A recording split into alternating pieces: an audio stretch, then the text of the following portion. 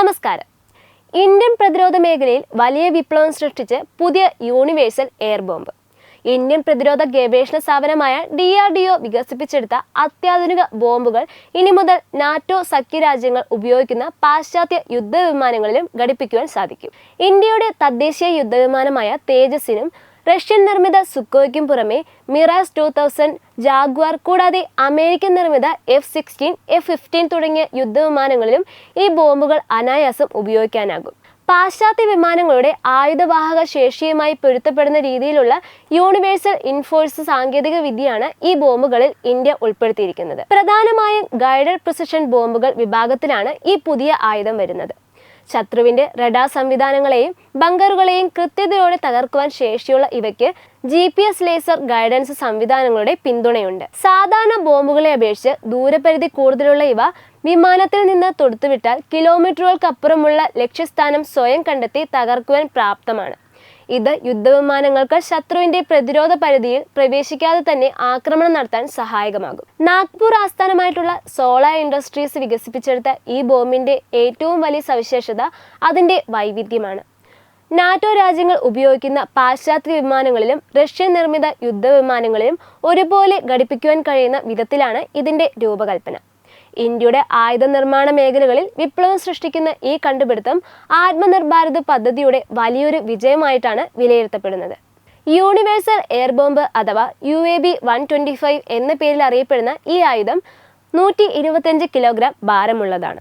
ലോകമെമ്പാടുമുള്ള യുദ്ധവിമാനങ്ങളിൽ പൊതുവെ ഉപയോഗിക്കപ്പെടുന്ന MK-81 ബോംബുകൾക്ക് പകരക്കാരനാകുവാൻ ശേഷിയുള്ളതാണ് ഈ ഇന്ത്യൻ നിർമ്മിത ബോംബ്. സാധാരണയായി പാശ്ചാത്യ വിമാനങ്ങളിലും റഷ്യൻ വിമാനങ്ങളിലും ആയുധങ്ങൾ ഘടിപ്പിക്കുന്ന പോയിന്റുകൾ വ്യത്യസ്തമായിരിക്കും.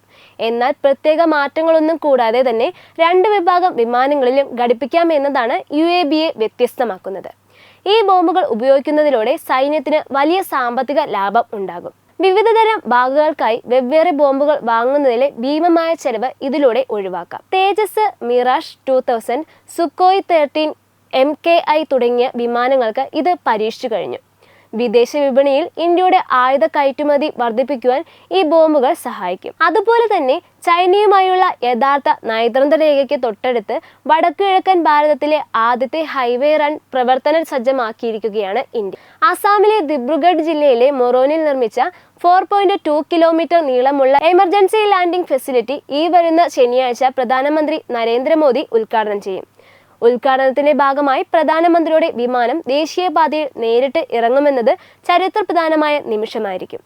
ചൈനീസ് അതിർത്തിയിലെ വെല്ലുവിളികളെ നേരിടുവാൻ വ്യോമസേനയ്ക്ക് ഈ നയതന്ത്രപരമായ പാത വൻ കുതിപ്പ് നൽകും. ചൈനയുമായുള്ള അതിർത്തിയിൽ സജ്ജമാക്കിയ പുതിയ ഹൈവേ റൺവേ പോലെ തന്നെ ഇത്തരം തദ്ദേശീയ ആയുധങ്ങളും ഇന്ത്യയുടെ വ്യോമസേനയ്ക്ക് വലിയ ആത്മവിശ്വാസമാണ് നൽകുന്നത്. ഈ നേട്ടം ഇന്ത്യയുടെ ആയുധ കയറ്റുമതി മേഖലയ്ക്ക് വൻ സാധ്യതകളാണ് തുറന്നു നൽകുന്നത്. നിലവിൽ ഫ്രഞ്ച്, അമേരിക്കൻ വിമാനങ്ങൾ ഉപയോഗിക്കുന്ന ഒട്ടേറെ രാജ്യങ്ങൾക്ക് കുറഞ്ഞ ചെലവിൽ ഉയർന്ന ഗുണനിലവാരമുള്ള ഇന്ത്യൻ ബോംബുകൾ വാങ്ങാൻ ഇതിലൂടെ സാധിക്കും. വിദേശ രാജ്യങ്ങളിൽ നിന്നുള്ള അത്യാധുനിക ബോംബുകളെ ആശ്രയിക്കുന്നത് കുറയ്ക്കുവാൻ ഇത് ഇന്ത്യൻ വ്യോമസേനയെ സഹായിക്കുന്നു. ചൈനയുമായുള്ള അതിർത്തി തർക്കങ്ങൾ നിലനിൽക്കുന്ന സാഹചര്യത്തിൽ തദ്ദേശീയമായി വികസിപ്പിച്ച ഇത്തരം ആയുധങ്ങൾ സൈന്യത്തിന്റെ ആത്മവിശ്വാസം വർദ്ധിപ്പിക്കുകയും ആഗോള പ്രതിരോധ വിപണിയിൽ ഇന്ത്യയുടെ സ്ഥാനം ഉറപ്പിക്കുകയും ചെയ്യും. News desk Tatwamayi news. Brought to you by Kerala AIDS Control Society. HIV/AIDS സംബന്ധമായ സംശയങ്ങൾക്ക് 1097 എന്ന 24 മണിക്കൂറും പ്രവർത്തിക്കുന്ന ടോൾ ഫ്രീ നമ്പറിലേക്ക് വിളിക്കുക.